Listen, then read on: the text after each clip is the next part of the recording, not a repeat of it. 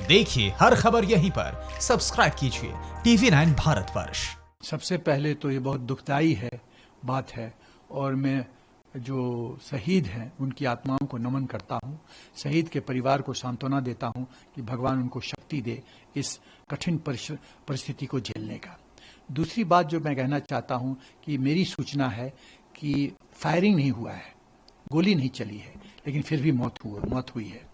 इसका एक ही कारण हो सकता है कि इसका मतलब है कि चाइनीज ट्रुप्स ने राइफल का बट का इस्तेमाल किया है या कोई हैवी मेटल, भारी मेटल का जो कोई औजार है उसको इस्तेमाल किया है माथा पे मारने के लिए, और इसी जिसके फलस्वरूप हमारे कमांडिंग ऑफिसर कर्नल साहब की और 2 जवानों की मौत हुई है। एक और बात मैं कहना चाहता हूं कि ये सोमवार की रात को जो ये वारदात हुआ, ये क्यों हुआ? मेरी सोच ये है कि ये चीन की बहुत ही प्री प्लानिंग थी, पहले से ये प्लान बनाया हुआ था। देखिए, आपको ज्ञात होगा कि चीन शुरू से चाहता रहा है कि कोविड-19 के परिप्रेक्ष्य में वो ईस्टर्न लद्दाख में जो समस्या शुरू किया, फिंगर 4 में उसने जो बंकर्स बनाए, इसके लिए भारत की विदेश मंत्री या भारत के प्रधानमंत्री बातचीत करें प्रेसिडेंट जी से या विदेश मंत्रालय चीन से। तो वो जो बातचीत का जो स्तर है वो बढ़ाना चाहते थे ताकि वहां नेगोशिएशन हो कोविड-19 के परिप्रेक्ष्य में।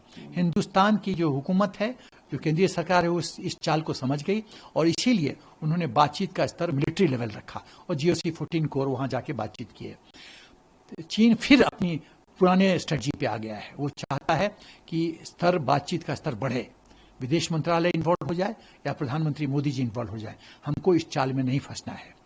ये मिलिट्री मिसएडवेंचर था चीन का और इसको मिलिट्री रूप से हमको उत्तर देना पड़ेगा और इसका रिस्पांस मिलिट्री रिस्पांस होनी चाहिए। देखिए, जब कोई भी समस्या होती है तो उसको रिस्पांस का 3 स्तर होता है, प्रधानमंत्री के स्तर पे, विदेश मंत्रालय के स्तर पे और मिलिट्री के स्तर पे।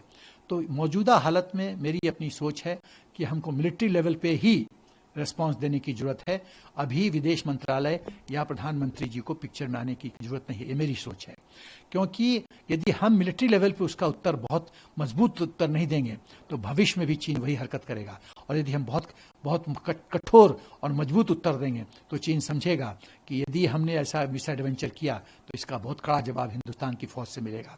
तो इसीलिए हमको लगता है कि मिलिट्री लेवल पे ही उत्तर देना चाहिए और चीन के कुछ ऐसे इलाके में हमको घुसना चाहिए जिससे चीन को भी लगे कि दबाव की राजनीति उस पर काम करेगी और हम चुपचाप नहीं बैठेंगे, और जो टेक्निक चीन हम पर लगाता है वही टेक्निक हमको चीन पर लगाने की जरूरत है। फिक्र आपकी, सोमवार से शुक्रवार रात 9 बजे सिर्फ TV9 भारतवर्ष पर।